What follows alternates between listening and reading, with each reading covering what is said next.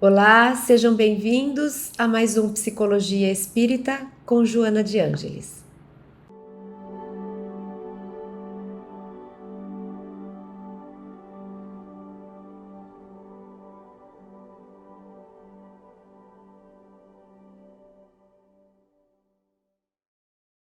O conflito sobre o qual faremos nossa reflexão de hoje é o medo. Para falar de medo, a gente associa uma maneira simples da gente entender essa introdução que eu gostaria de fazer é a gente pensar em susto. Porque medo tem relação com susto, ou seja, susto tem relação com medo. Quando nós levamos um susto, a emoção que é despertada é o medo, é o jeito mais básico da gente identificar o medo. É o medo na sua expressão mais primitiva, mais clara, mais simples. É quando a gente se assusta com algo. Então, alguém, por brincadeira, de mau gosto, nos dá um susto, nos prega um susto, a gente diz assim: ai que medo, né? Ai que medo. Então, o medo é identificado na hora do susto. Então, vamos pensar um pouquinho a respeito disso, para a gente fazer essa abertura. Por que será que quando alguém me assusta, eu fico com medo? É verdade que a emoção depois ela vai. As emoções elas se alternam muito, né? Se a gente prestar atenção, a gente vai ver que uma única experiência ela é capaz de despertar na gente várias emoções em segundos. Então, às vezes a gente vê assim, alguém chega e dá um susto, a gente diz: ai, que medo, para! Então a gente ficou com medo e com raiva pela peça que ele nos pregou, né? E aí depois a gente fala sempre assim e fica irritada. Ah, eu tô cansada, porque você só faz isso. Daí já a tristeza já está chegando, né? Então eu levei o susto, fiquei com medo. Depois eu percebi que aquilo era bobagem de alguém pregando uma peça em mim, então eu fiquei com raiva. E daí eu continuo falando, vou me inflamando com os meus pensamentos e vou chegando à consideração que essa pessoa sempre faz isso comigo e fico triste por ela fazer isso comigo. Então o medo leva a raiva, que leva a tristeza e por aí vai, né? E daí depois ele fala: ai, desculpa, e a gente, tudo bem, até abre um sorriso. Então aí volta a alegria, deixa quieto, tudo bem. Então, as emoções, elas nos são termômetros para nos ajudar no autoconhecimento. Por que será que isso despertou em mim? O que será que eu estou sentindo agora? De onde vem essa emoção? Quando mais eu sinto essa emoção? Então é sempre interessante a gente prestar atenção na emoção. Então, o medo, ele é uma emoção básica, primária. Ele não é conflito. Eu ter medo não significa que eu tenho um conflito. O medo é uma das emoções primárias, como é a alegria, como é a tristeza, como é o nojo, alguma coisa que nos dá assim repulsa. Então, medo, raiva, tristeza, alegria, nojo são emoções primárias. Ou seja, faz parte do equipamento humano, do equipamento ser humano. E não só do ser humano, não é o corpo que sente, o corpo sente a descarga emocional, mas quem promove a descarga é o espírito, ou seja, quem é sensibilizado e inicia a emoção é o espírito que transfere para o corpo. Esse corpo vai fazer uma leitura, né? Ele capta a emoção que o espírito sente e aí ele promove uma descarga no corpo de hormônios que têm relação com a emoção sentida. Então, quando eu estou alegre, tranquila, nós vamos falar de serotonina, noradrenalina, endorfinas. Quando eu estou com medo, então a gente vai pensar nas descargas de adrenalina, de cortisol. Então, o corpo ele se equipa de acordo com a emoção que o espírito sente. O corpo ele recebe, interpreta e adapta o corpo para esse tipo de emoção que veio da mente, do espírito. Então, medo não é conflito, medo é emoção primária. Mas o medo pode se tornar um conflito, ou algum conflito pode se manifestar na forma de medo. Quando é algo que, além de ter um conteúdo de uma emoção primária, carrega junto outros tipos de conteúdo, por exemplo, histórias passadas em que eu fiquei com um medo aterrorizante. Então, a gente gera complexos, lembra? A gente já falou muitas vezes sobre esse conceito de complexo. O complexo é essa carga de emoção alta e envolvendo esse complexo tem os conteúdos que dizem respeito à experiência sentida naquele momento em que o complexo foi gerado. Então tem a história vivida, o pensamento que surgiu, a leitura que se fez do ambiente, as percepções que foram captadas pelos órgãos sensoriais. Aí a gente encapsula, né? Vira aí uma bolha, como se fosse, e a gente chama isso de complexo. Tem sempre um núcleo arquetípico, ou seja, tem sempre um tema principal, e esse tema tem emoções características. Às vezes o tema para uma pessoa gera um tipo de emoção, para outra gera outro. Por isso que o complexo é muito de cada um de nós, tem a ver com nossa individualidade. Então tem emoção fortíssima ou emoções fortíssimas envolvendo, tem histórias, tem conteúdos, tem impressões, tem pensamentos. E o medo pode estar nesse complexo. Nós podemos ter complexos que, quando constelam, roubam o lugar do ego, ou seja, eu tenho a impressão de que eu não sou eu, não respondo por mim.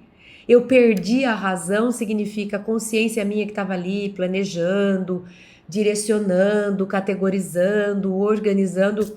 Perdi a razão, não sabia mais onde eu estava, não sei o que eu falei, explodi, quando eu vi eu já tinha falado.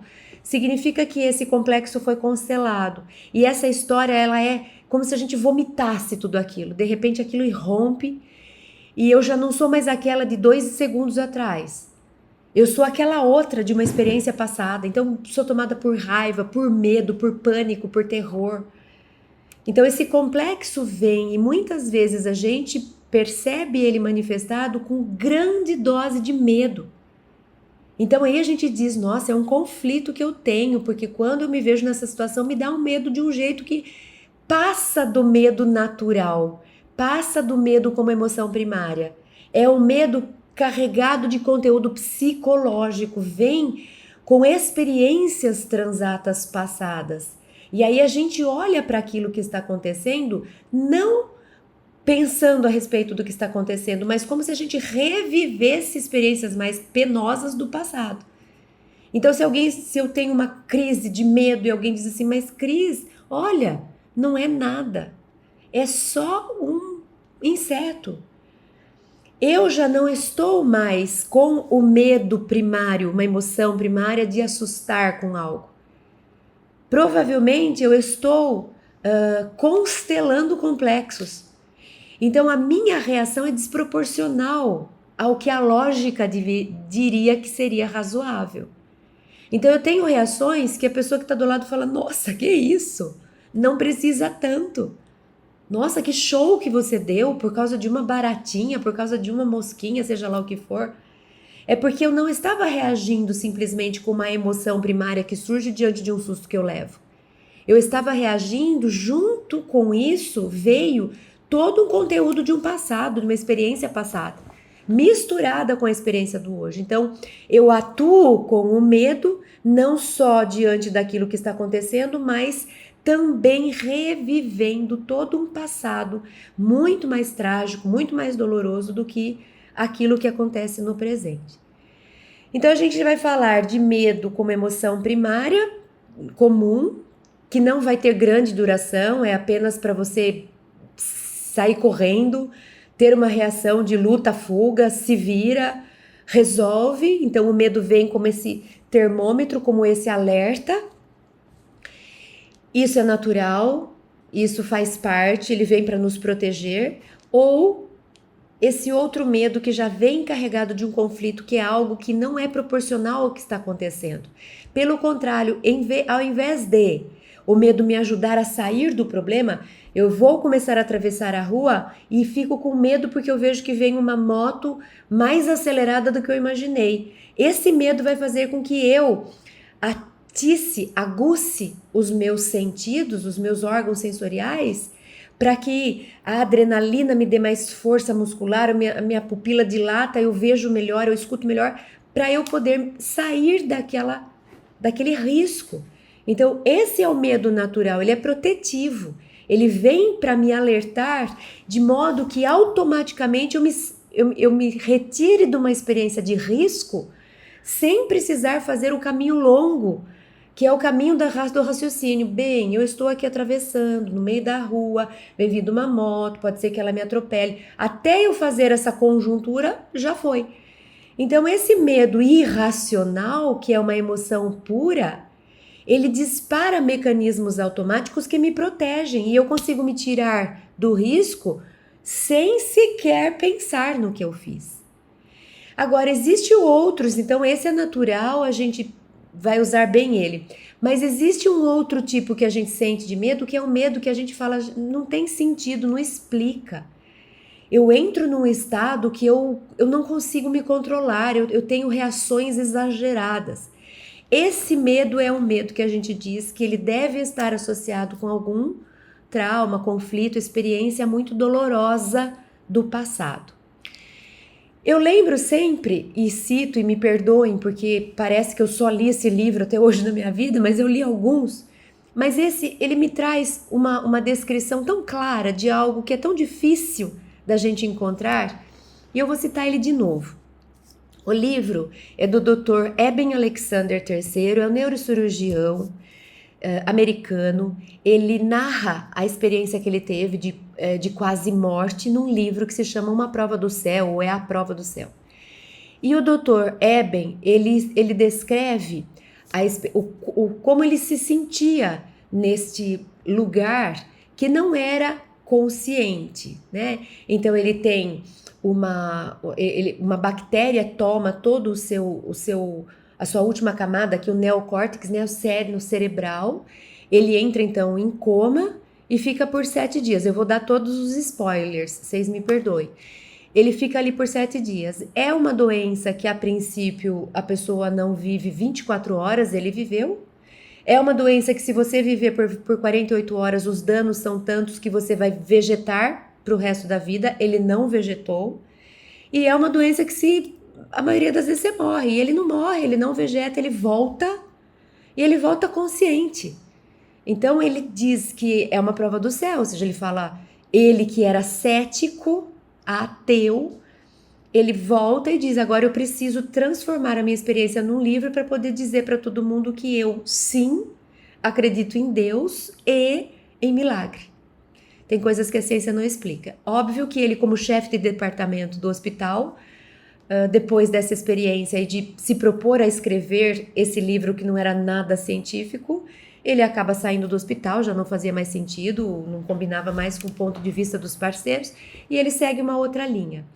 Ele conta que ele era muito caprichoso, então como ele lidava ele era o cirurgião, ele lidava com muitas pessoas que voltavam das cirurgias e diziam, doutor, posso relatar uma experiência de quase morte? Então ele falou que ele tinha até uma lista, e no livro aparece a lista dele, de explicações científicas para as experiências. Tinha lá 20, 40 itens.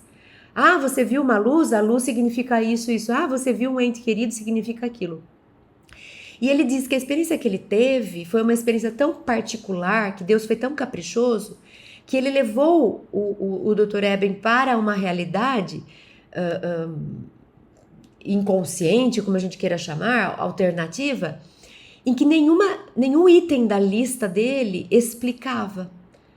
Então ele disse, o que eu passei não dá para explicar cientificamente. Então é uma experiência muito bonita, mas tudo isso para dizer que enquanto ele estava nesses dias, que ele estava lá, em algum lugar por aí, ele narra como ele se sentia, difícil de entender, gente. Eu lembro que eu lia várias vezes o mesmo parágrafo, porque eu não entendia, porque ele falava, não tem como pôr em palavras, porque lá não tem palavras, nesse lugar não tem palavras. Mas um trecho muito bonito é que quando ele fala que ele sentia Deus, e Deus estava dentro e estava fora, e Deus estava ali, mas estava lá, e ele fala desse amor, que o amor era só o amor que existia, né? Então é lindo de descrever. E ele diz que ali ele não era ninguém especificamente. Ao mesmo tempo, ele era sim alguém muito especial e único, mas a descrição dele é como se ele tivesse se desidentificado com o ego. Ou seja, ele não tinha uma personalidade que acreditava em certas crenças, que tinha tais objetivos de vida, que protegia seu filho. Ele não tinha uma história personificada. Ele era alguém muito especial, mas não alguém em específico. E essa sensação que ele dá é de uma plenitude. É como se ele falasse: aqui tá tudo bem. Então, ali, por que eu trago isso quando a gente vai falar do medo? Porque quando a gente pensa assim, o que me dá medo? Por que eu assusto com alguém? Se alguém chega agora e eu não percebo essa pessoa chegando e faz bu, talvez eu assuste. Por quê? Porque que se eu vir essa pessoa se aproximando de mim e ela faz bu, eu vou falar: o que você está fazendo? Eu não me assusto porque eu estou vendo ela chegar. Mas se eu não conto que ela está por perto e ela faz bu, ela me pega desprevenido. Então, o medo, esse medo, ele tem muito a ver com o que você não planejou que acontecesse e aconteceu. Eu estou andando na rua e um assaltante surge com uma arma. Medo. Não estava contando, nos meus planos não tinha isso. Eu estou andando numa mata e dou de cara com uma cobra. Não estava nos meus planos caminhar para encontrar uma cobra. Então o medo tem muita relação com aquilo que eu espero encontrar, com aquilo que eu planejo para o meu caminho. Quando algo surge assim, de repente, e eu não esperava, aquilo me causa um susto. E lá neste lugar onde o Dr. Eben Alexander estava, ele não se assustava com nada, porque ele não tinha um plano, porque ele não era alguém específico que pretendia sair para andar no mato, não encontrar com cobra, que pretendia levar o filho na escola e que nada acontecesse no caminho. Ele não tinha um plano nenhum. Ele simplesmente estava. Então ele diz lá que é o lugar do eu sou. O eu sou é Deus. Jesus diz: antes de vocês serem, eu já era. Essa história do eu sou, quando a gente pensa no espírito, o que é esse espírito? O que é o self? É o eu sou. É o que de fato existe, é a realidade do espírito. Mas quando nós estamos aqui na Terra e a gente recebe esse aparelho cerebral e a gente se identifica com um nome, com uma família, com um ideal de vida, com desejos, é como se a gente tivesse uma história muito personalizada. E essa história faz com que a gente planeje muitas coisas. E sempre que esses planos forem caindo, nós vamos ficando com medo. Porque é como se a gente estivesse indo para um lugar que a gente não achou que fosse. Porque aquele lugar que eu planejei ir, eu já estava preparada para ele. Se a gente vai fazer uma viagem e a gente fala assim: eu vou para a praia, eu levo minha bolsa de praia, biquíni, chapéu, protetor solar, chinelos de dedo, eu tô tranquila, porque eu estou indo para um lugar e eu vou dar conta desse lugar. Se alguém fala assim: você entrou no voo errado, você está indo agora lá para o Alasca, eu vou me lascar no Alasca. Eu assusto. Por que eu assusto? Porque eu não estou planejada para aquilo. Eu não sei como vai ser a experiência, eu não pensei a respeito, eu não criei planos a respeito, eu não comprei coisas para aquilo, não estou preparada para aquilo, então eu me assusto. Então o susto, o medo, ele vai sempre ter relação com aquilo que eu esperava que acontecesse, com aquilo que eu planejei acontecer. E quando eu me dou conta, aquilo saiu das minhas mãos. Eu não planejei ficar doente. De repente eu vou fazer um check-up e percebo que eu tenho uma doença séria. Não estava nos meus planos. Então eu me assusto, aquilo me amedronta. E o Dr. Eben, naquele lugar, ele diz que ele não tinha um plano específico, ele não tinha que cuidar do filho, ele não lembrava que ele tinha filho, ele não era alguém em específico. Ele não era fulano. Ele era o eu sou, ele estava no eu sou. Ele e o eu sou eram um. E a gente lembra de Jesus falando, eu e o Pai somos um. Então é você estar numa instância cósmica que aquilo que é. Eu não tenho expectativa, eu não faço plano, eu não estou preparada para algo. Então está tudo bem. É isso, é isso. Né? Tem algo acontecendo aqui? Ok. Então sempre que eu caminho para essa aceitação, que não é conformação, sempre que eu consigo lidar melhor, ser mais flexível, ter flexibilidade mental para aceitar aquilo que surgiu que não era o planejado, para me readaptar diante daquilo que vem na minha vida que não era o que eu queria. Quanto mais eu sou resiliente, menos eu sofro, mais eu cresço e mais eu antecipo, eu acelero o meu progresso. Por isso que a gente diz que o medo, ele paralisa. Porque é como se eu falasse, não estava preparado para isso. E agora? Congela, fica aí. O que eu faço? O que eu faço? E agora? Mas não era isso que eu queria, mas não era isso que eu pensei, mas não era para isso que eu tô preparado. Você vai ficar aí?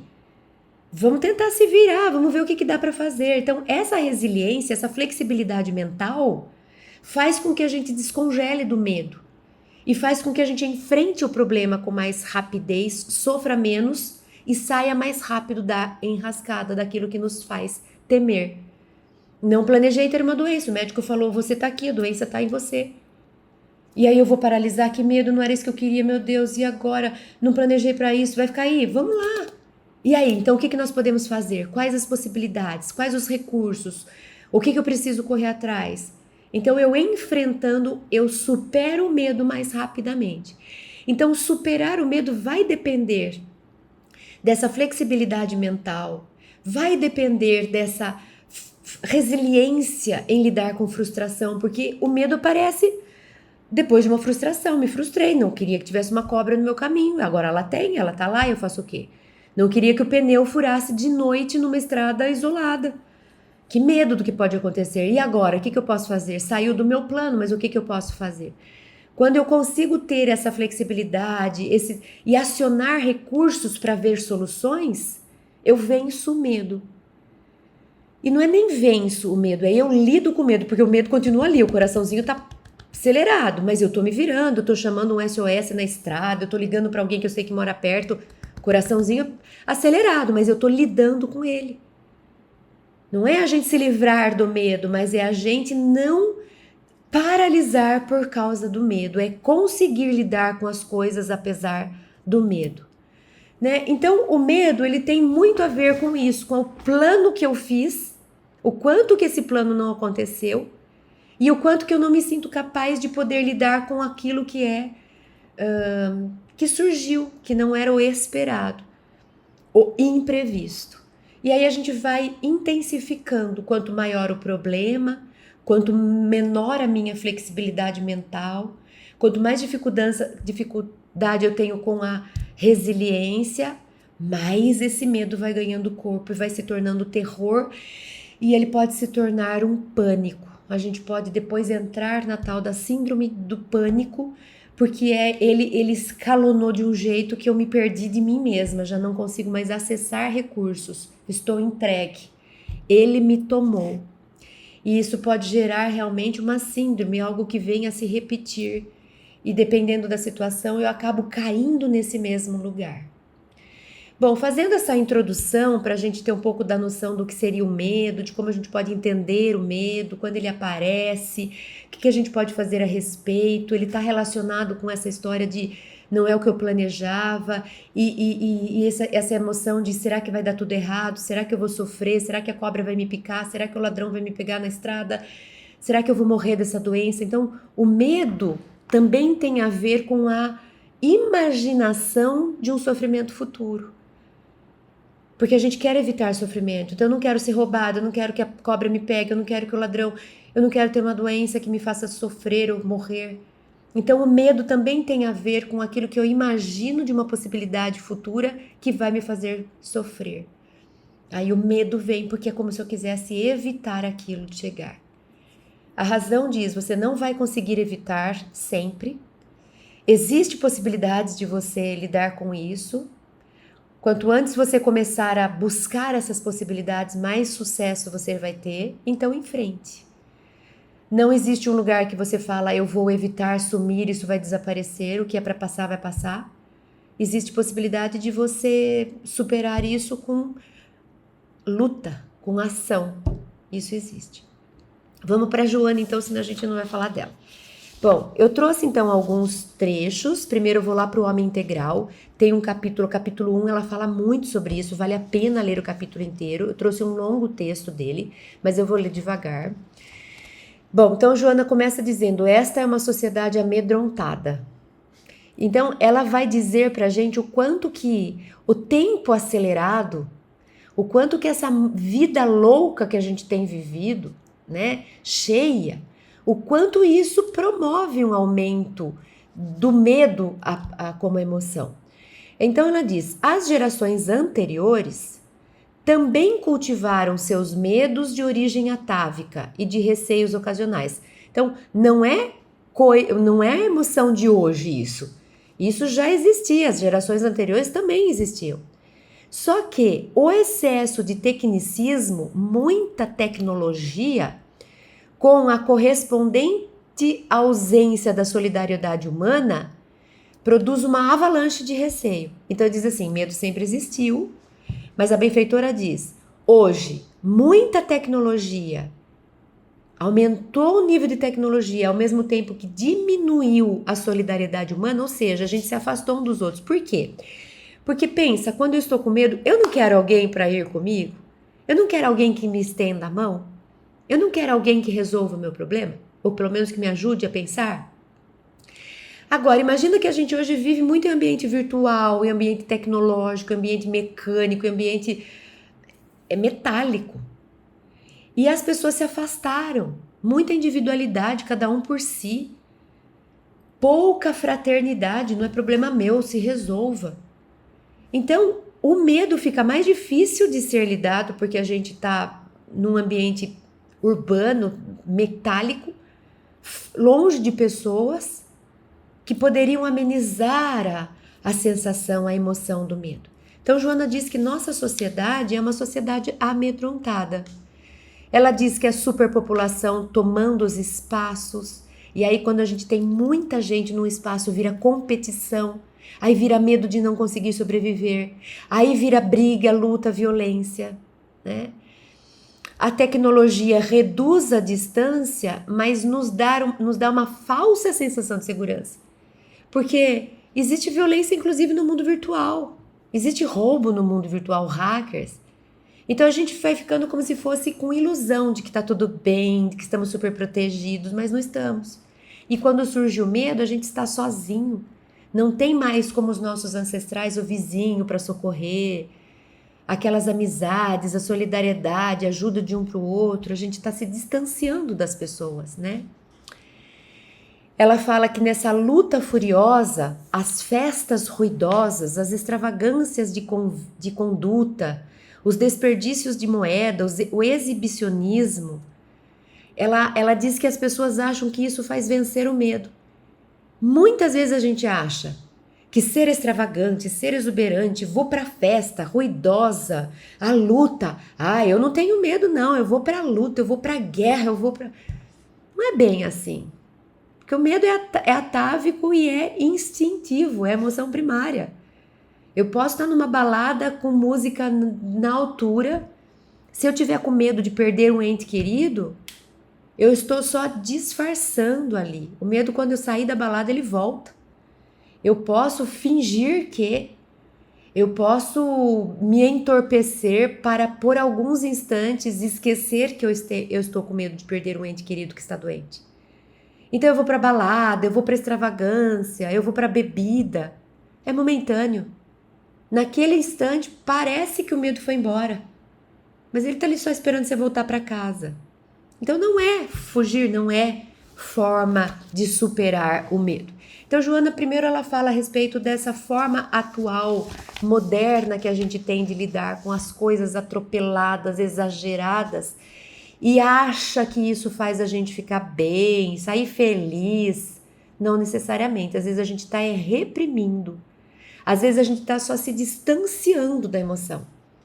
Mas assim que você parar para fazer uma reflexão, para fazer sua oração, o pensamento volta, o medo volta, as impressões voltam. Então não é uma forma de se ocupar com muita coisa, não é uma forma boa, eficiente de lidar com o que nos amedronta.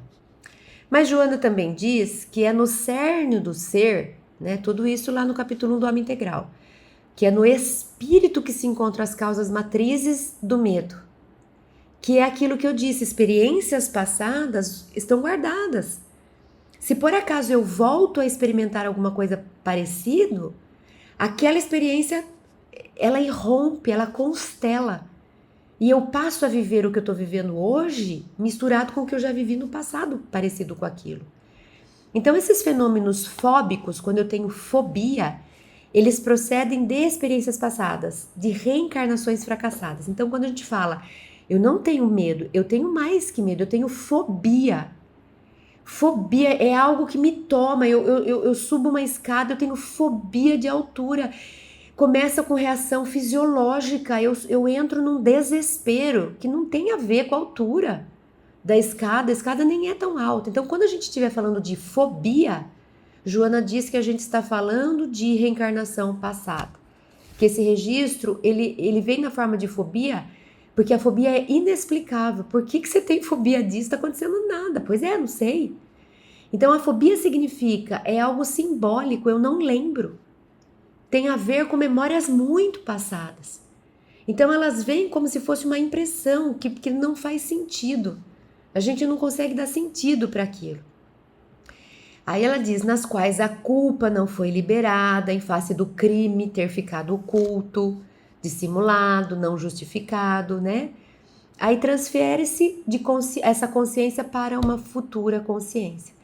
Então hoje muito do medo que a gente tem, desse medo irracional, medo é porque ele é emoção, mas esse medo que não se justifica, que não se explica, que é desproporcional, muitas vezes ele tem a ver com registros do passado. E à medida que a gente se conscientiza, que a consciência se expande, e à medida que o indivíduo vai se apoiando mais na fé religiosa racional, sabendo que ele é imortal, que ele traz registros do passado, que se ele souber lidar com isso, isso vai ser superado. Então aí sim, ele se liberta, ele se agiganta, ele se recupera, ele se humaniza definitivamente, vencendo o medo e vencendo o medo. Então eu fico pensando, é quando a gente admitir que meu plano deu errado, então eu fiquei com medo porque eu planejei, apareceu uma cobra, apareceu um ladrão, apareceu um imprevisto. Agora, o doutor Eben, lá naquele lugar que ele estava bem, que ele não sentia medo, é porque o plano daquilo não era dele, era de Deus. Então, quando a gente fala que o medo, um dos antídotos é a fé, é a gente se apoiar, é como se a gente falasse, você tá com medo porque seus planos não estão dando certo, você tá com medo de passar fome, você tá com medo de perder o emprego, você tá com medo de ser traído, você tá com medo do que for. Se você conseguir se entregar para o plano de Deus, você não vai sentir medo, porque o plano de Deus funciona. Mas e para conseguir chegar nesse lugar dessa entrega, né? Que é, faça Deus, a gente fala com frequência que seja feita a sua vontade e não a nossa. A gente fala no Pai Nosso. É isso. Se de fato eu entregasse que seja feita a sua vontade e não a nossa, eu não teria expectativas. Tudo que me acontecesse, se me aconteceu e não é vontade minha, é de Deus. Eu quero a vontade de Deus, então tá ok. A cobra no caminho, o emprego que perdi, tá tudo no caminho. Foi Deus que colocou, tem uma explicação, então tá tudo bem. Seria bem mais fácil da gente lidar com o medo, porque a gente enxergaria sempre tudo como plano de Deus. A vontade de Deus, a vontade seja feita a sua vontade. Quanto mais a gente se identifica com nossos planos, mais a gente tem medo de que quando eles começam a não acontecer. Por isso que a fé, o que a fé é? Entrega, aceita, confia. Para de ficar querendo criar sua expectativa, seu plano. Nessa hora, você já fez seu plano, não funcionou? Não. Então entenda que é o plano de Deus que está no seu caminho, não o seu. Eu não planejei ficar doente, pois é. Ficou? Ficou. Então não é seu plano, não. De quem que é? É de Deus, da lei. Então, não briga com isso. Aprenda com isso. Isso é fé. É a gente aceitar aquilo que não é nosso plano, sabendo que tem um plano maior para estar acontecendo. Vamos agora no livro Autodescobrimento, capítulo 9. Joana diz: o medo em si mesmo não é negativo, que aquilo ele me protege, ele é emoção primária. Assim se mostrando quando irracionalmente desequilibra a pessoa, ou seja, quando que o medo passa a ser negativo? Quando que o medo passa a ser conflito? Quando ele desequilibra a pessoa. Desequilibra no sentido da gente surtar, das pessoas que estiverem com a gente vai falar, nossa, mas calma, não é para tanto, o que está acontecendo? Não precisa tudo isso. Esse medo que é carregado de conflito. O medo do susto, do fazer alguma coisa para se livrar de um perigo, esse é natural. O desconhecido, pelas características de que se reveste, pode desencadear momentos de medo, que é o que eu falei. Apareceu alguém aqui que eu não sabia que estava aqui, me assusta, me dá um susto, eu vou assustar, eu não estava esperando. Então, o desconhecido, eu não conhecia o que estava acontecendo, ele vai fazer com que eu me assuste. O que também ocorre com relação ao futuro. Eu não imaginei no meu futuro eu passando por uma doença, eu perdendo o emprego, eu passando necessidade, eu me frustrando com uma traição, não imaginei. Então, Joana está dizendo, aquilo que eu não conheço e aquilo que eu não imaginei no futuro, que eu não planejei no futuro, vai disparar o medo. Mas ele vem como um fator de preservação da vida, para ampliar o instinto de autodefesa. Ou seja, esse medo vai falar assim, se adapte. Surgiu alguma coisa que você não imaginava. Tem algum desconhecido aqui querendo te pegar, te assustar. Se adapte, se vire. O medo vem para me pôr em sinal de alerta, para que eu possa pegar a minha espada, como disse Jesus, e ir para a luta. Não é sentar e chorar, é se pôr de coitado, é ir para a luta, é se defender, é se poupar, é se preservar, é se proteger. O medo vai ter essa função. Puxa, apareceu uma doença na minha vida, não é isso que eu tinha planejado, e agora? Se proteja, se cuide, lute por você, vá, conquista de novo a saúde, para isso que o medo vem, para que eu me movimente. O que poderia se tornar útil, né? É algo que vem para trazer uma utilidade, o medo é para me pôr para ser útil.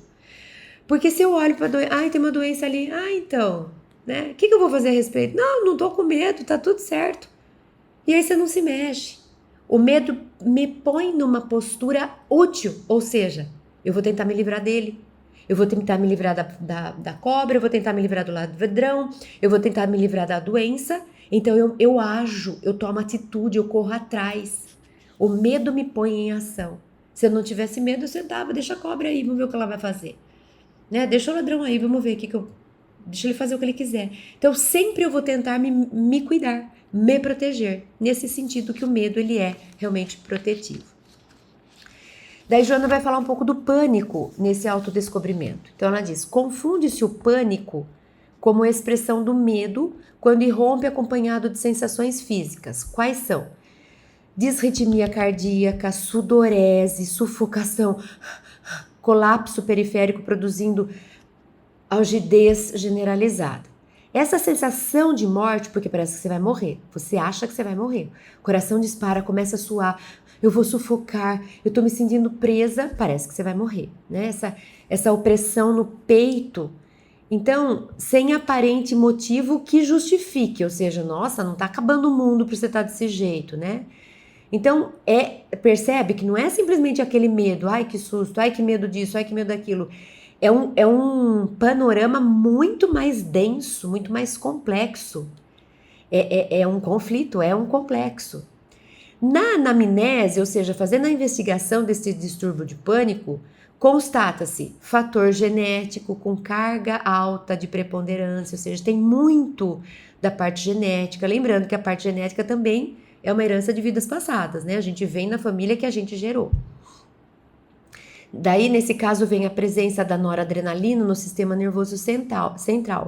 É, portanto, uma disfunção fisiológica. Tem predominância no sexo feminino, principalmente nesse período, em alguns períodos da vida, né? Quando os hormônios aumentam, por exemplo, no começo na menarca, na menopausa, na gravidez, ou quando esses hormônios estão desregulados. Sem dúvida, a psiquiatria, né, a terapia psiquiátrica faz-se urgente para que a gente possa, pelas substâncias químicas, trazer um pouco de estabilidade para essa pessoa que está em sofrimento, para daí sim poder conversar com ela em nível mental, em nível psicológico. Então, quando a gente está nesse conflito, nessa síndrome do pânico, é preciso que a gente assuma nossa fragilidade, procure ajuda, para que essa substância química que vai ser ingerida por o tempo necessário para que o ser espiritual se organize, para que esse ser mental planeje uma alternativa, para que a gente possa realmente se recompor, né? Então, há, entretanto, síndromes de distúrbio de pânico que fogem ao esquema convencional, que não são exatamente como ela acabou de descrever. Por exemplo, aqueles que têm componente paranormal. Então, Joana vai falar que muitas vezes o ataque de pânico, a síndrome do pânico, não é interna, né? Tem a ver com ação espiritual em lamentáveis processos de obsessão.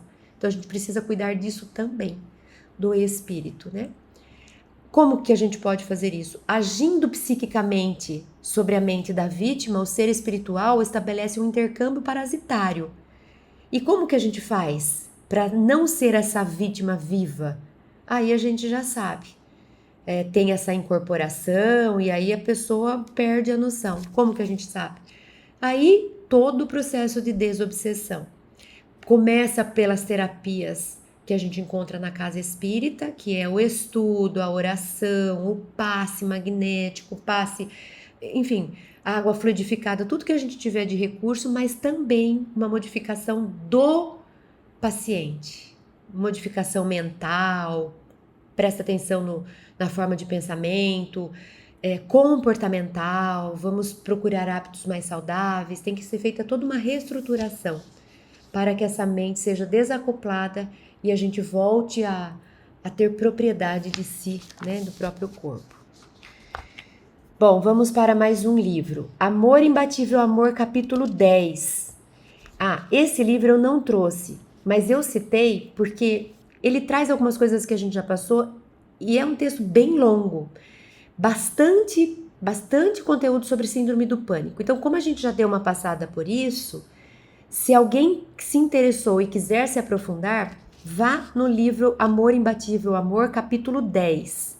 Tem bastante detalhes sobre a síndrome do pânico, tá bom? Nós vamos agora para o Despertar do Espírito, capítulo 8. Então, o Despertar do Espírito, capítulo 8, Joana vai falar sobre algumas posturas que a gente adota quando a gente está com medo, que não deixa de ser uma fuga, porque é um não enfrentamento. Quais são essas posturas? Quando a gente arranja escudos psicológicos, né? Redomas. Então, muitas vezes, quando a gente se depara com algo que nos amedronta, a gente costuma se defender evitando o enfrentamento. E isso é uma paralisia. Porque se eu entrar numa redoma, tudo bem, o que está lá fora não me atinge, mas eu não saio do lugar, eu deixo de viver a vida porque a vida está lá fora. Não adianta eu querer me proteger aqui, então eu não vou conhecer ninguém para não ser desiludido. Eu não vou me relacionar com os colegas de trabalho para não ser traído. Tudo bem, eu vou evitar um monte de medos, mas eu vou evitar a vida. Eu vou evitar trocas, eu vou evitar o amor. Então, sempre que eu uso muito escudo, que eu me protejo atrás de muro de redoma, é uma forma eficaz de não sentir medo? Ela pode ajudar a não sentir medo, mas ela vai te roubar a vida. Você vai perder oportunidades de vidas intensas, de vivências intensas. Então não é a melhor estratégia. Então Joana diz: existe um temor interno que procede de vários fatores psicológicos que induzem ao medo de amar, de se expor, de se relacionar. É um medo de se entristecer, medo de ser infeliz, medo de ter raiva, medo de fracassar no relacionamento sexual, medo de adoecer, medo de morrer, medo de ser incapaz de enfrentar situações. Esse medo faz com que a gente gere esses escudos. A gente pode até se proteger dessas experiências difíceis, mas a gente vai deixar de viver, que é aquilo que eu estava dizendo. Eu trouxe também, vou já acelerar para a gente não deixar de citar, que nós já estamos indo para o final, Conflitos Existenciais, capítulo 4. Então, Joana diz, as atitudes educacionais, é interessante isso, porque ela vai falar do quanto que a formação do ser humano, quanto que a educação da criança pode influenciar tanto em criar adultos com mais instrumentos e possibilidades de enfrentar medo, quanto criar adultos mais amedrontados do que deveriam pela forma da educação, pelo modo como os pais e educadores lidaram com a criança. Então vamos ver o que ela diz, Conflitos Existenciais, capítulo 4.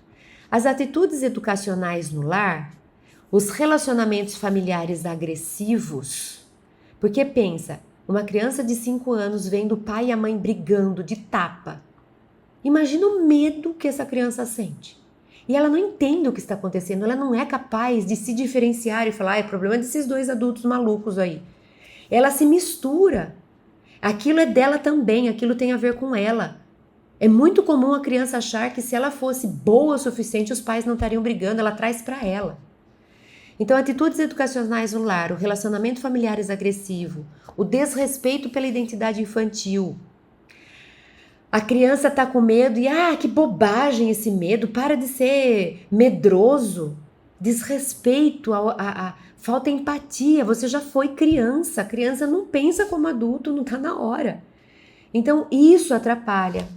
Narrativas apavorantes nas quais muitos adultos se comprazem, atemorizando as crianças, contando história de medo, rindo e a criança lá, né, aterrorizada. Comportamentos agressivos de pessoas, tudo isso adquire volume na psique da criança à medida que o crescimento mental e emocional amplia a capacidade. Então, ele vai crescendo com esses complexos, com esses traumas. Medo de que meu pai com a minha mãe brigue. Aí vai ser aquela pessoa que tenta pôr panos quentes em tudo porque não gosta de ver cenas de violência, porque quando viu tinha trauma. Então morre de medo que as pessoas briguem. Alguém começa a falar alto, ele já entra no meio. O que vocês querem que eu faça para que vocês não briguem? Vai ser uma pessoa que está sempre tentando cuidar do outro, agradar o outro, não porque ele está de bem, porque ele tem amor para dar, mas porque ele morre de medo que as pessoas briguem, porque ele não quer reviver aquela experiência ruim. Né? Então, tudo aquilo que ele viveu volta e ele passa a ser uma pessoa que tem muito medo de tudo. Grande parte do noticiário... Joana também fala, então muito cuidado com o que a gente faz com as crianças, para não amedrontar, não contar história, não pôr medo. Ela também chama atenção do quanto a mídia tem criado medo. Eu não estava com medo, fui ligar a TV, comecei a assistir uma notícia, nossa, saí em pânico.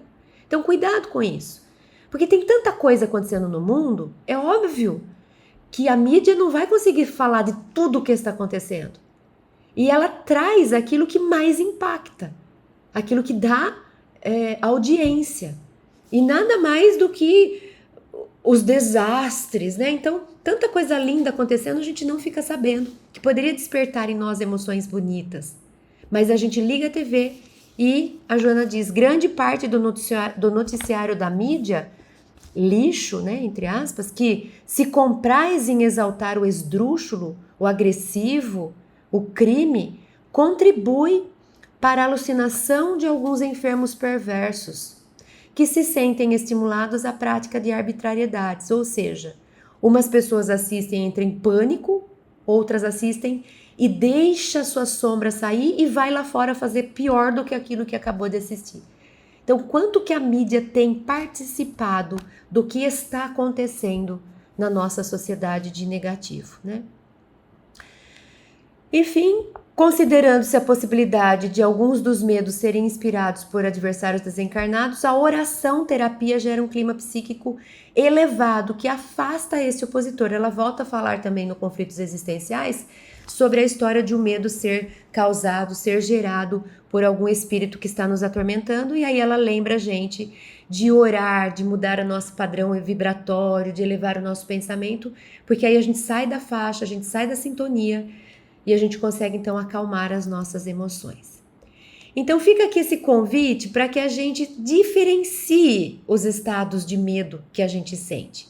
É um medo natural, de uma emoção que me protege? É um medo atávico que é maior do que se justifica e está exagerado? Será que tem a ver com experiências passadas? Será que eu lembro de alguma experiência passada que eu vivi que está misturando com hoje? Será que esse medo é meu ou é de uma mente que está fora de mim me atormentando? Será que eu tenho estimulado muito medo por tantas bobagens que eu fico ouvindo nas mídias e descrição de outras pessoas?